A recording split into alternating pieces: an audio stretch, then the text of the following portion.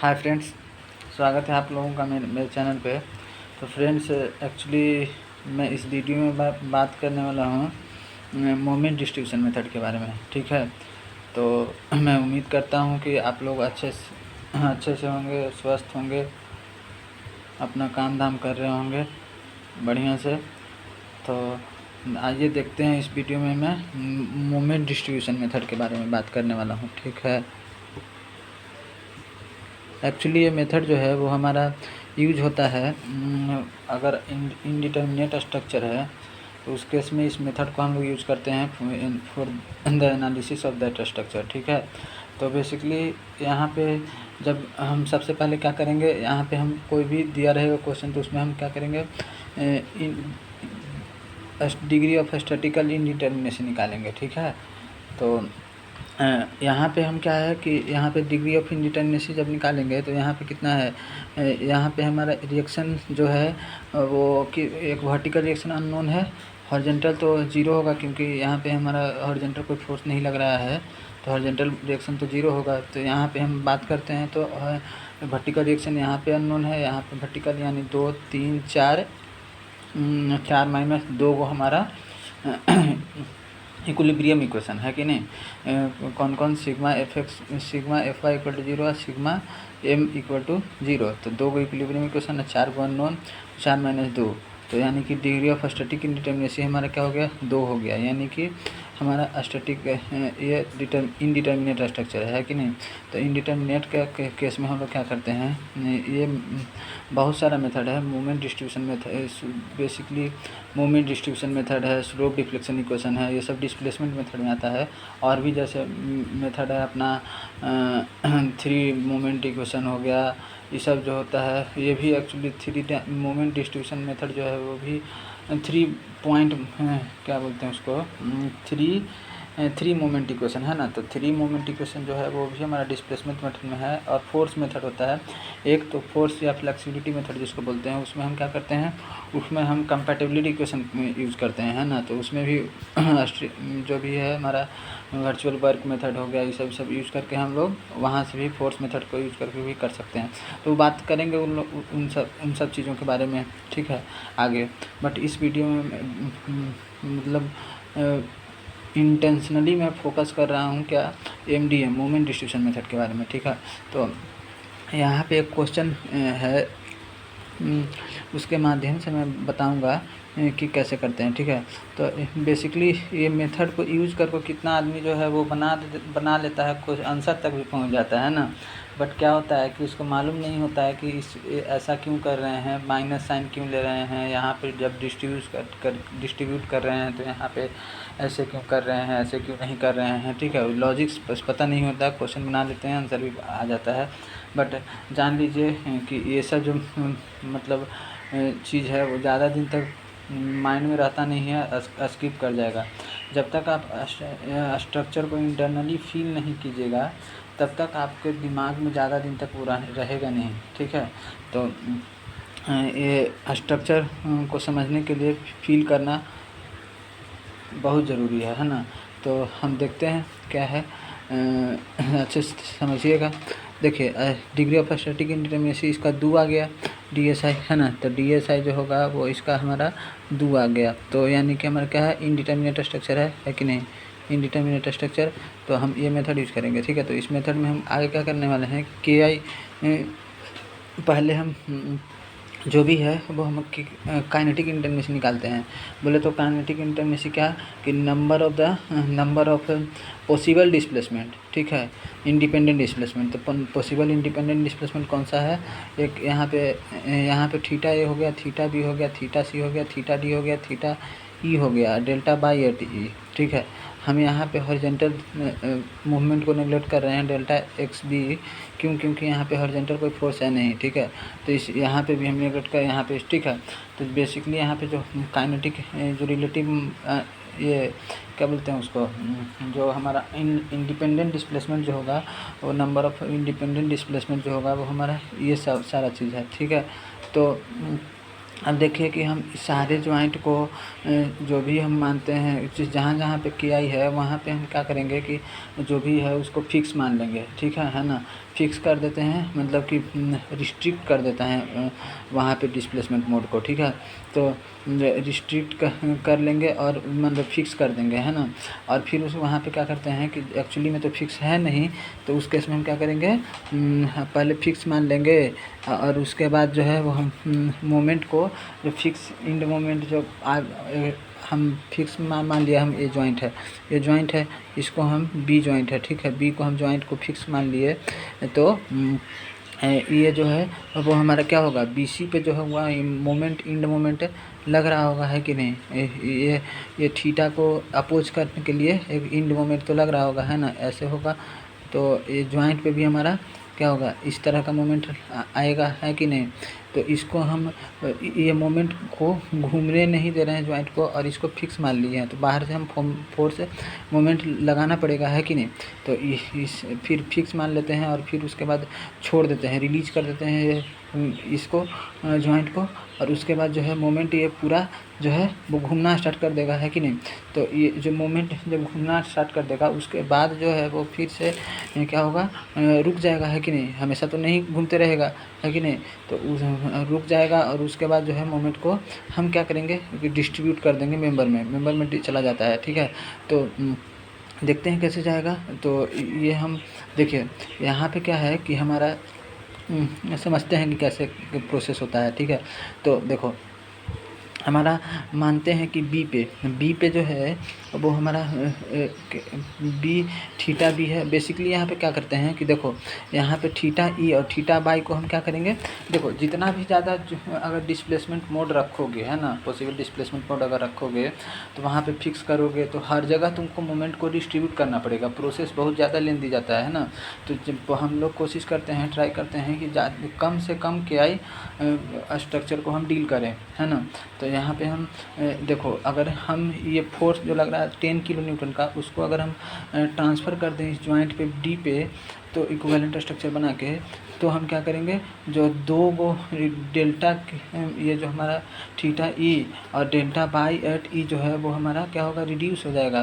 तो यानी कि जो हमारा है चारे जगह पे हमको मोमेंट डिस्ट्रीब्यूट करना पड़ेगा, प्रोसेस थोड़ा हमारा इजी होगा एज कम्पेयर टू जो भी अगर 6 KI के साथ डील करेंगे तो ज़्यादा लेंदी जाएगा प्रोसेस, है ना। तो इसको हम क्या करेंगे, इसको हम ये फोर्स को अगर यहाँ पे ट्रांसफ़र करते हैं तो 10 किलो न्यूटन का फोर्स आ जाएगा, और मोमेंट 10 इंटू 2 मेंबर है, 2 मेंबर का लेंथ है, तो 10 इंटू 2 यानी कि 20, है ना। 20 मोमेंट यहाँ पे ट्रांसफ़र कर दिए। तो यहाँ पे हम जब ट्रांसफ़र करेंगे तो इस टाइप का स्ट्रक्चर बनेगा, है कि नहीं। तो अब देखो, अब इसको हम देखते हैं कि जब मोमेंट को डिस्ट्रीब्यूट होता है तो क्या प्रोसेस है, ठीक है। तो मानो हम देखो क्या है कि जैसे हम यहाँ पे लोड लग रहा था, बी पे हम कंसीडर करते हैं, बी पे कंसीडर करते हैं, तो यहाँ पे हमारा लोड लग रहा था। तो ये इसको जॉइंट है, तो इसको हम क्या करेंगे, इस तरह से बेसिकली ये जो है वो हमारा ये जो है इस तरह से डिफ्लेक्ट होगा स्ट्रक्चर, है कि नहीं। एक्चुअल में ऐसा डिफ्लेक्ट होगा, बट क्या है कि हम इसको फिक्स मान लिए हैं ना। तो फिक्स मान लिए हैं तो यानी कि हमको स्लोप को जीरो का स्लोप जो होगा वो रिस्ट्रिक्ट करेगा, ये रोटेशन को रिस्ट्रिक्ट करेगा फिक्स जॉइंट, है ना। तो फिक्स जॉइंट जब रोटेशन को रिस्ट्रिक्ट करेगा तो ये अपोजिट इंड मोमेंट देगा यहाँ पे, ठीक है। ये मेंबर पे जो है वो हमारा इंड मोमेंट देगा। मानते हैं कि MBC इंड मोमेंट दिया ये मेंबर पे, ठीक है, मेंबर पे इंड मोमेंट देगा। इसी तरह हमारे इधर वाला अगर देखेंगे तो इसको भी यहाँ पे तो एक्चुअली में कोई लोड नहीं लग रहा है AB पे, तो जीरो है ना। बट अगर लोड लग रहा होता तो उस केस में भी यहाँ पे हमारा रोटेशन हो जाता B पे, तो एक्चुअली में यहाँ पे रोटेशन हो जाता। बट इसको हम क्या करे हैं, फिक्स माने हैं, तो इसको रोटेशन को अपोज करेगा। रोटेशन को अपोज करने के लिए यहाँ पे एक इंड मोमेंट देगा, है कि नहीं। तो यहाँ पे इंड मोमेंट B पे आएगा। तो एक्चुअली यहाँ पे जब बी पे BA इस मेंबर पे हमारा इंड मोमेंट आएगा, हम एज ए जनरल मानते हैं। यहाँ पे हम मान लिया कि कोई लोड है, ठीक है। अभी समझाने के लिए मैं मान रहा हूँ, जब क्वेश्चन को डील करूँगा तब तो लोड नहीं है वहाँ पे, ठीक है। तो यहाँ पे हम बात करते हैं कि कोई अगर लोड है यहाँ पे, ठीक है, तो इस तरह से हमारा क्या होगा, इस तरह से मेंबर जो है वो डिफ्लेक्ट होगा, है कि नहीं। डिफ्लेक्ट जब होगा तो देखो कि यहाँ पे जो है वो हमारा एक इंड मोमेंट ऐसा इस लगाएगा रोटेशन को अपोज करने के लिए, है कि नहीं। तो यहाँ पे जो है क्लॉकवाइज, तो यहाँ पे जॉइंट पे भी हमारा क्या आएगा, एंटी क्लॉकवाइज मोमेंट आ जाएगा, है ना। तो देखो इसी यहाँ पे भी जॉइंट लगा रहा था एंटी क्लॉकवाइज MBC, और यहाँ पे क्लॉकवाइज ये हो गया, जॉइंट पे आ गया। तो अब देखो जॉइंट पे टोटल मोमेंट कितना आएगा भैया, जॉइंट पे जो है वो ये दोनों मेंबर के द्वारा जो है वो इक्वल एंड अपोजिट मोमेंट आएगा। तो एम इसको मानते हैं MBA, है ना, BA है। तो इस पे टोटल मोमेंट कितना होगा, इस जॉइंट पे हम बात करते हैं। तो MBA ये एंटी क्लॉकवाइज है ना, क्लॉकवाइज है, तो इसको मान लिया पॉजिटिव। और ये जो है वो हमारा ये भी जो है हमारा क्या है, ये जो है क्लॉकवाइज, है ना। तो ये एंटी क्लॉकवाइज। तो MBA जो है इस जॉइंट पे क्या होगा भाई, एंटी क्लॉकवाइज है तो माइनस होगा ना, माइनस होगा। अब देखो यहाँ पे जो है वो हमारा मोमेंट जो है वो क्या आएगा, प्लस में आ रहा है ना, प्लस में आएगा। तो प्लस में कितना आएगा भाई, MBC, है कि नहीं। तो अब ये जो मोमेंट है ये जो है वो हमारा जॉइंट लगा रहा है, जो सॉरी जॉइंट पे लग रहा है इतना मोमेंट, ठीक है। तो इतना मोमेंट जब जॉइंट पे लग रहा है तो हम इसको फिक्स माने हैं एक्चुअल में, तो ठीक है। तो फिक्स जब मान लिए तो ये मोमेंट अब क्या करेंगे कि मोमेंट को इसको करने के लिए अब क्या होगा कि हमारा यही जो है अब इसको रिलीज कर दिए, ये फिक्स जो माने हैं। उसके बाद क्या करते हैं कि हम रिलीज करते हैं, तो रिलीज करेंगे तो यानी कि ये जो बाहर से हमारा ये फोर्स कितना देना पड़ रहा होगा इसको बाहर। अब देखो इसको अब इतना के अपोजिट हमको एक फोर्स लगाना पड़ रहा होगा, तो ठीक है, जो कि मेंबर को फिक्स मान लिए हैं, ठीक है। अब देखो क्या है कि यहाँ पे जब हम रिलीज करेंगे तो ये जॉइंट जो है वो घूमेगा और वो डिपेंड करेगा मोमेंट कैसा है, यहाँ पे क्या मैग्नीट्यूड है उसका, ठीक है। तो यहाँ पे मोमेंट जो है वो ऐसे घूमेगा, ठीक है। घूमेगा ऐसा तो नहीं है कि हमेशा घूमते रहेगा, ठीक है। तो उसके बाद क्या होगा, फिर से स्थिर हो जाएगा, ठीक है। ये घूमा जॉइंट ऐसे, फिर उसके बाद फिर स्थिर हो जाएगा। तो स्थिर होगा तो उस केस में क्या होगा, इक्वली मोमेंट जो है ये दोनों मेंबर रजिस्ट करने के लिए रोटेशन को उस टाइम पे, जैसे यहाँ पे है देखो, यहाँ पे ये जॉइंट जो है इस तरह से अब क्या होगा, ऐसे जो है वो घूम गया इतना, ठीक है। अब देखो कि क्या है कि अब घूम गया तो यहाँ पे भी हमारा क्या होगा, ये जो मोमेंट है इस तरह से जॉइंट पे लग रहा होगा, ठीक है। बट यहाँ पे इस तरह से ये हो गया MBC, और इस तरह से MBA MBC लगा रहा होगा, ठीक है। तो इसको अपोज करने के लिए अब फिर से क्या होगा, इतना मोमेंट के द्वारा एक घूमा है, तो इसको अपोज करने के लिए क्या होगा, फिर से ये जो मेंबर है वो लगाएगा मोमेंट, कितना लगा हुआ है, इसके अपोजिट डायरेक्शन में जो है वो हमारा ये मेंबर लगाएगा। ये मेंबर देखो इस पे एंटी क्लॉकवाइज लगाएगा, ऐसे, है कि नहीं। ये तो इस मेंबर पे हमारा कितना आएगा, एंटी क्लॉकवाइज मोमेंट आ जाएगा, है ना, इसके अपोजिट डायरेक्शन में। डिस्ट्रीब्यूशन फैक्टर के अथी में आएगा, रेशियो में आएगा। देखो अब देखो कि इसी तरह हमको क्या होगा कि वहाँ पे हमारा ये वाला मेंबर जो है वो हमारा कितना है अपोजिट डायरेक्शन में, जैसे हमारा कितना है इस तरह से घूमेगा।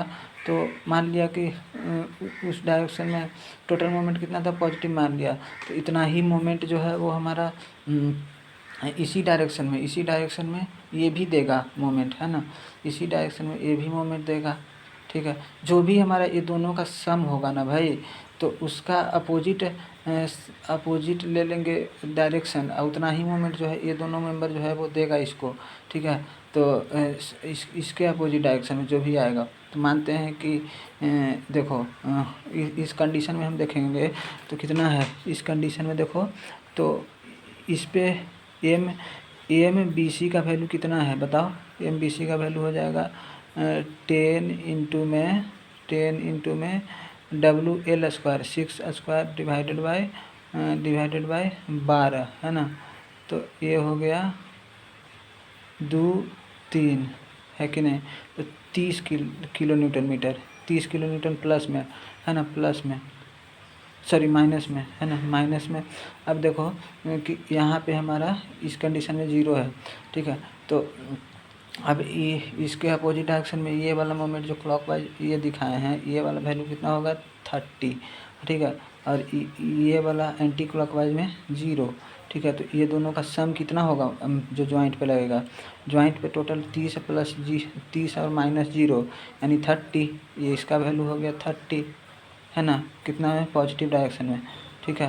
पॉजिटिव डायरेक्शन में 30, तो वो घूमा, ये 30 जो है अनबैलेंस मोमेंट आ गया। जब हम रिलीज किया स्ट्रक्चर को, सॉरी फिक्स ज्वाइंट को जब रिलीज किए तो ये अनबैलेंस्ड मोमेंट 30 आ गया, उसके कारण घूमा। उसके बाद फिर क्या हुआ कि यहाँ पे हमारा इस डायरेक्शन में घूम के रुक गया। फिर उसके बाद रुक गया तो यहाँ पे भी इस पे ज्वाइंट पे 30 किलो न्यूटन का 30 प्लस 30 के इतना किलो न्यूटन मीटर लग रहा होगा। बट इसको अब स्थिर हो गया है, तो इसको स्थिर करने के लिए ये दोनों मेंबर जो है वो हमारा मोमेंट दिया होगा कितना दिया होगा। तो देखो मान लो हम ई एंटी क्लॉकवाइज है, एंटी क्लॉकवाइज एक्चुअली में लग रहा है, तो मेंबर जो है इस पे एंटी क्लॉकवाइज कितना होगा, इस पे एंटी क्लॉकवाइज मोमेंट दिया होगा। और ये भी मेंबर इसके एंटी क्लॉकवाइज मोमेंट इसको रोटेशन को अपोज करने के लिए दिया होगा। देखो दोनों एंटी क्लॉकवाइज डायरेक्शन में दे रहा है मोमेंट, ठीक है। तो एंटी क्लॉकवाइज डायरेक्शन में मोमेंट दे रहा होगा, तो उतना ही मोमेंट जो है वो मेंबर पे भी ट्रांसफ़र किया होगा। तो इस पे कितना होगा, इस पे हमारा क्लॉकवाइज एंटी क्लॉकवाइज था, इस पे हमारा क्या होगा, इस पे क्लॉकवाइज में डायरेक्शन में आएगा मोमेंट। तो कितना आएगा, तो इसका जो भी है वो हमारा कितना है क्लॉकवाइज है ना भाई। तो क्लॉकवाइज डायरेक्शन में, तो क्लॉकवाइज का पॉजिटिव माना था 30 इंटू में डिस्ट्रीब्यूशन फैक्टर है कि नहीं। अब देखो अब यहाँ पे हम देखेंगे तो इस इतना भी इसका डिस्ट्रीब्यूशन फैक्टर, इस मेंबर का डिस्ट्रीब्यूशन फैक्टर होगा यहाँ पे, ठीक है। अब देखो कि इस यही वाला मोमेंट जो है, अब देखो कि ये जो टोटल मोमेंट था, इसको रजिस्ट करने के लिए ये भी मेंबर जो है वो हमारा अपोजिट डायरेक्शन में लगाया होगा, ठीक है। तो मोमेंट तो अब यही मोमेंट जो है इक्वल एंड अपोजिट ट्रांसफ़र हो जाएगा इस मेंबर पे। यानी एंटी क्लॉकवाइज दे रहा था, तो इस मेंबर पे क्लॉकवाइज ट्रांसफ़र होगा मोमेंट, है कि नहीं। तो क्लॉकवाइज ट्रांसफ़र होगा कितना होगा भाई, तो 30 इंटू डिस्ट्रीब्यूशन फैक्टर इसका, है ना।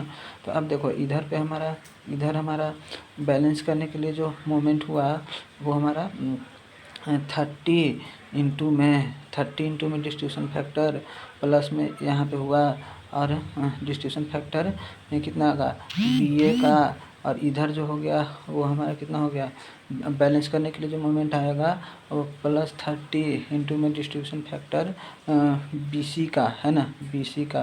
तो देखो क्या है कि यहाँ पे एक्चुअली में फिक्स्ड मोमेंट कितना लग रहा था, माइनस 30 का, ठीक है। यहाँ पे हमारा कितना हो गया, 0 हो गया, ठीक है। पहले 0 लग रहा था ना भाई, 0 हो गया फिक्स्ड मोमेंट, ठीक है। तो यहाँ पे देखो कि आप यहाँ पे जब देखोगे तो इसका वैल्यू अब क्या होगा, 30 से कम आएगा, है ना। ये दोनों को जोड़ोगे तो 30 से कम आएगा, लेस देन 30 हो गया, मतलब जो भी है 30 से कम आएगा। अब होना भी चाहिए, क्यों, क्योंकि यहाँ पे देखो तो अगर हम इसमें ये मेंबर को अगर रिलीज करते हैं, फिक्स्ड जॉइंट को अगर रिलीज करते हैं तो क्या होगा, स्ट्रक्चर थोड़ा बहुत फ्री होगा। तो इंटरनली जो हमारा मूवमेंट अपोजन उसको रोटेशन को अपोज करने के लिए जो मूवमेंट लगाएगा वो कम लगाएगा। क्यों, क्योंकि थोड़ा बहुत रोटेशन को हम क्या करेंगे, परमिसिबल कर रहे हैं, ठीक, परमिट कर रहे हैं, ठीक है। तो जैसे जैसे स्ट्रक्चर को रोटेशन को परमिट कीजिएगा वैसे वैसे क्या होगा, मोमेंट जो है वो कम लगेगा इंटरनली जो है, ठीक है। तो लगना भी चाहिए। तो ये स्ट्रक्चर ये फीलिंग आ रहा होगा आपको, ठीक है। जैसे तो इसी तरह इधर देखो, इधर जो है वो हमारा स्ट्रक्चर ऐसे था। अब देखो क्या है कि हमारा शुरू में मूवमेंट जो भी है वो हमारा ऐसे लग रहा था। अब इसी डायरेक्शन में हम इसको मूवमेंट कर रहे हैं, तो यहाँ पे हम क्या होगा, ज़्यादा मूवमेंट लगेगा, ठीक है। जीरो और प्लस में इतना, ठीक है। तो सेम कहानी, अब प्लस माइनस क्यों आ रहा है, नहीं आ रहा है, आपको समझ में आ रहा होगा। देखो आपको मास्टर बताया होगा, क्या मास्टर बताया होगा कि देखो ये जो है हमारा मोमेंट माइनस में यहाँ पे होगा और यहाँ पे प्लस में होगा। जो भी मोमेंट फिक्स्ड मोमेंट है उसको क्या करो, दोनों को जोड़ दो, बैलेंस करने के लिए दोनों को जोड़ दो और फिर उसका अपोजिट साइन ले लो, अपोजिट साइन ले लो और वही मोमेंट जो है वो हमारा डिस्ट्रीब्यूशन फैक्टर के रेशियो में बांट दो दोनों मेंबर को, है ना। तो देखो अब वही तो कर रहे हैं हम। देखो दोनों जोड़ो तो कितना हुआ, दोनों जोड़ो तो 30 यहाँ पे एंटी क्लॉकवाइज में और यहाँ पे क्लॉकवाइज में 0, तो -30 और प्लस 0, तो यानी कि कितना होगा -30। उसका अपोजिट साइन ले लो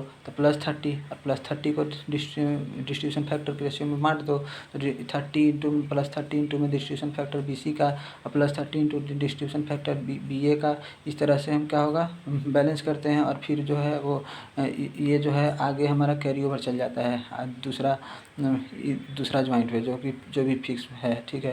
तो इसी तरह मूवमेंट को डिस्ट्रीब्यूट करते हैं, ठीक है। देखो वीडियो बहुत लंबा जा रहा है, तो ये क्वेश्चन को हम क्या करेंगे, आगे हम सोल्व करेंगे, ठीक है, नेक्स्ट वीडियो में, ठीक है। देखते हैं, ठीक, थैंक यू, आपको समझ में आया होगा।